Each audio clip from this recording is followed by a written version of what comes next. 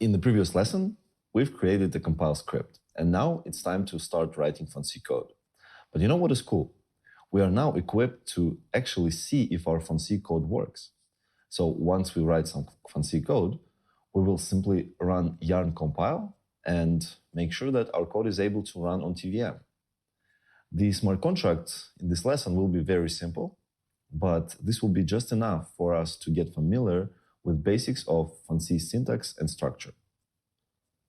So let's get our hands on code. In the previous lesson, we already created contracts folder and main FC file inside of it. So now we are going to get back to this file, and you can see that we already wrote a handler for internal message. So we already defined this function, and as you remember from other chapters, you know that the messages are like everything that is coming between contracts. This is internal messages. So what is the message bringing to us? You can see that there is 3 parameters that are already defined. Message value. This parameter is telling us how many TON coins are received with this message. And then in message parameter, this is a complete message that we've received with all the information about who sent it, the flags, and we can see that it has type cell. What does it mean? So the message body is stored in cell on the TVM once it's arrived. So there is one whole cell dedicated to our message with all of its data. In message body, this is the 3rd parameter. We can see this slice. So this is an actual readable part of the message that we received. It has type of slice because it is a part of the cell. It indicates the address from which part of the cell we should start reading if we want to read this slice, this part of the cell. So as you can see, both message value and in-message body are derivable from the in-message cell. But for the usability, we receive them as parameters. So we don't have to read them out every time we handle this function. So important thing to talk about is function specifiers. So I'm sure you've noticed the impure word here. This is one of 3 possible specifiers that could be there, and it is impure. There could be also inline or inline ref, and there could be method ID.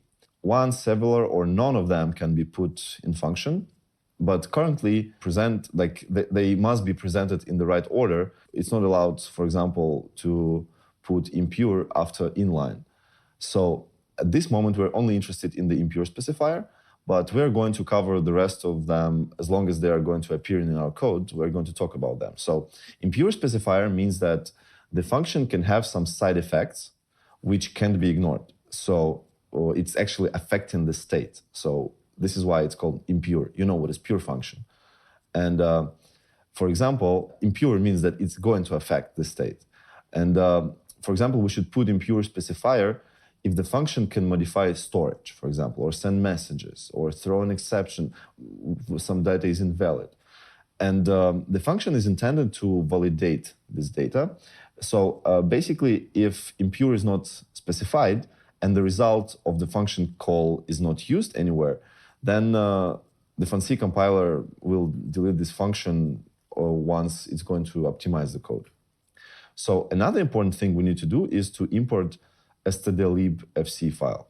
So in order to manipulate data and write other logic in our contract, we need to do this thing to actually inherit the functions that are in this library. So currently this library is just a wrapper for the most common assembler or TVM commands, which are not built in.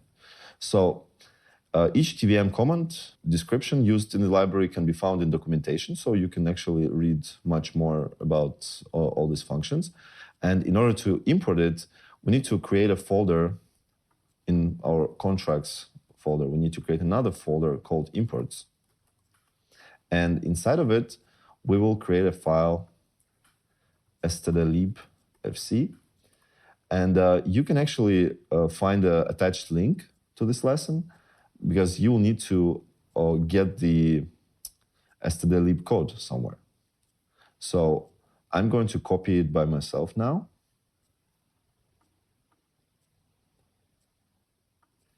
and paste it here. As you can see, this is a standard library for FunC, all this documentation, and then you can see a number of constructions that are presented by this file.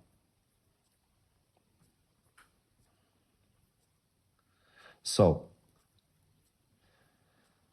and we, of course, need to actually include it in our code.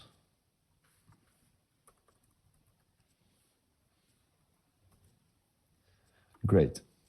So now we're good to go. And let's finally learn what we can do with these parameters that are passed into the receive internal.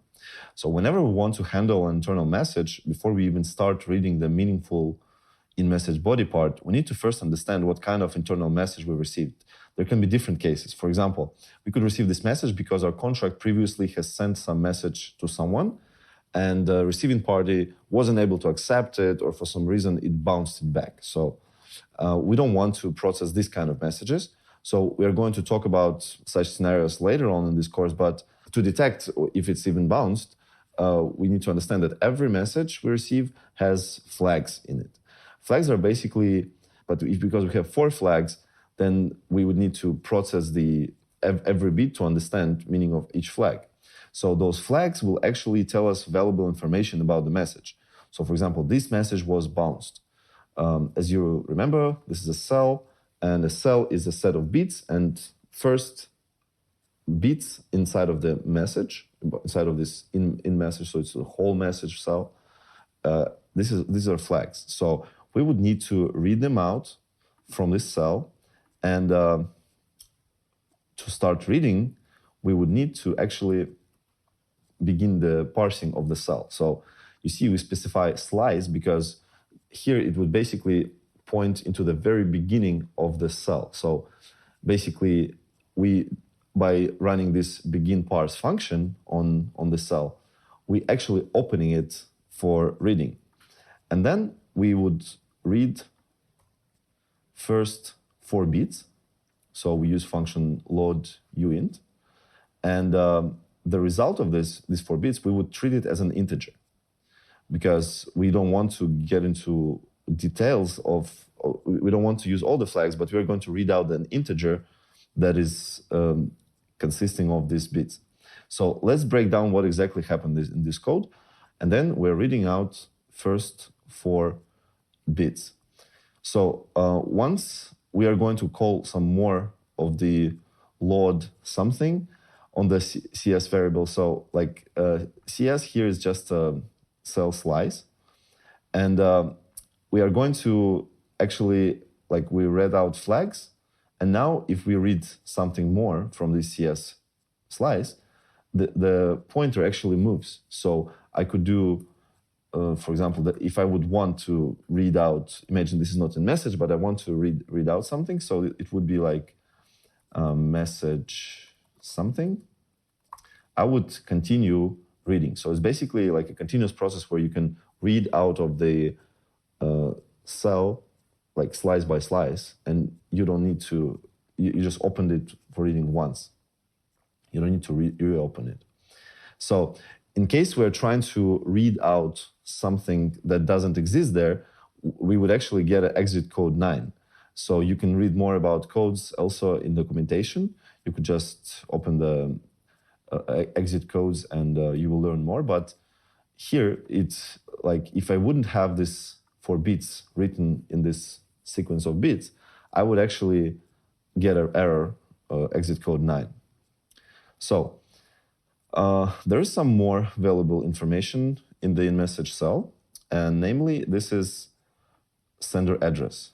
And sender address is standing there right after the flags. So as I mentioned before, I just keep reading from the same CS variable, because this pointer, it's getting, like it's following, if I read 4 bits, now it's on the 5th bit. So when we want to create a variable that stores address, we always use slice type. So we only store the pointer from where the memory should read the address once it's needed.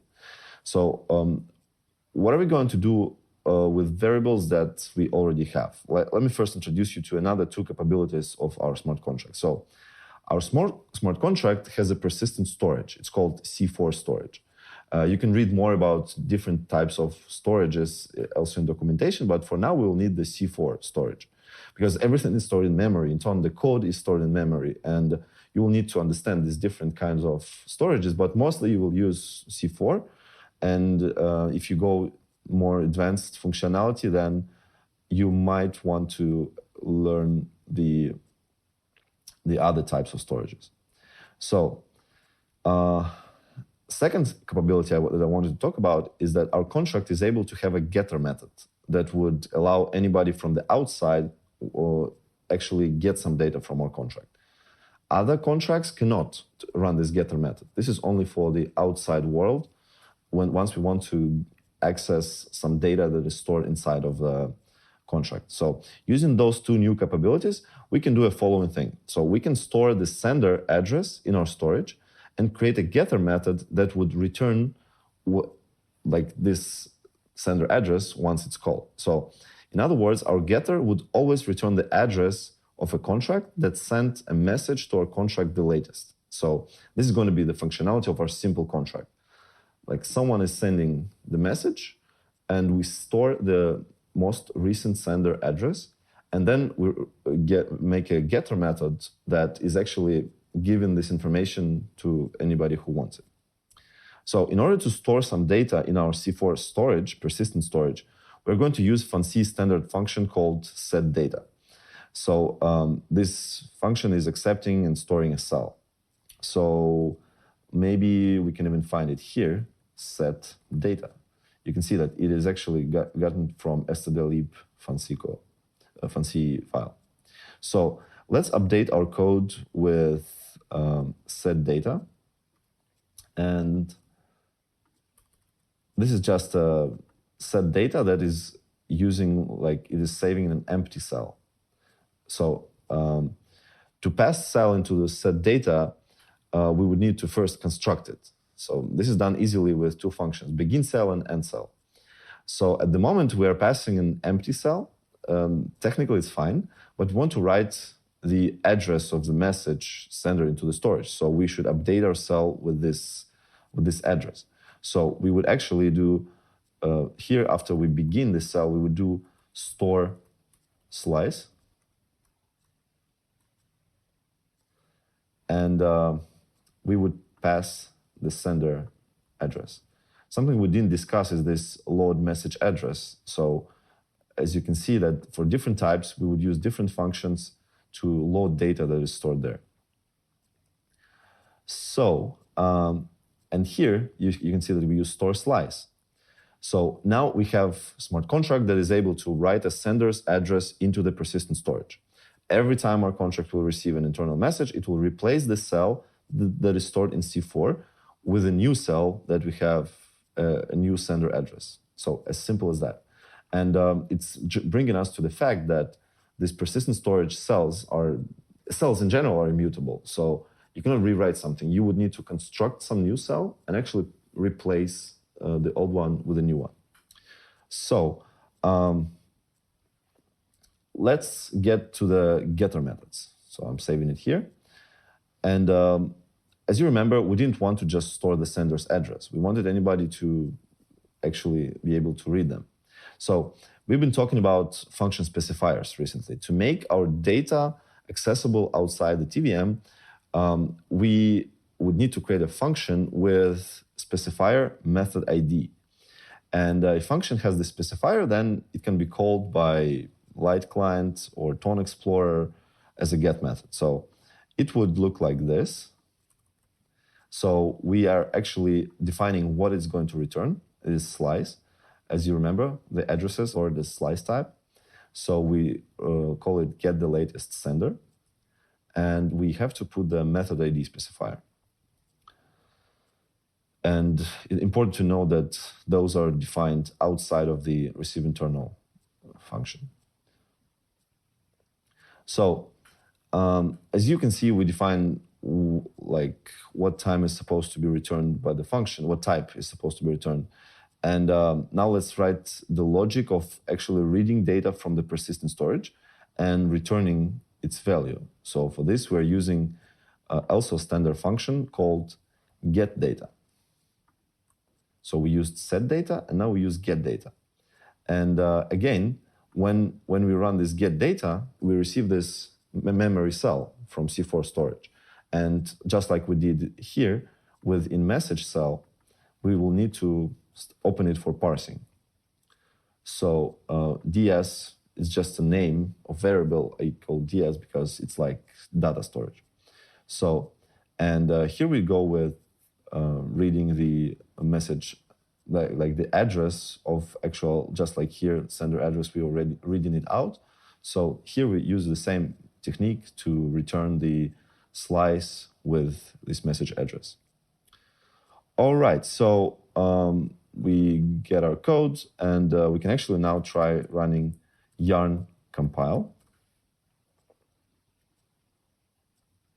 Quite a simple contract. You can see that it compiled. And we learned quite a few things with you today. So we see that it's successfully compiled.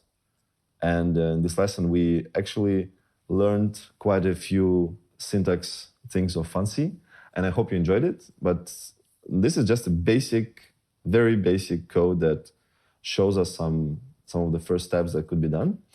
And in next lesson, we are going to actually test it because, yes, it compiles, but we don't know if it functions the way we intend it to be. So see you in the next lesson and get ready for tests.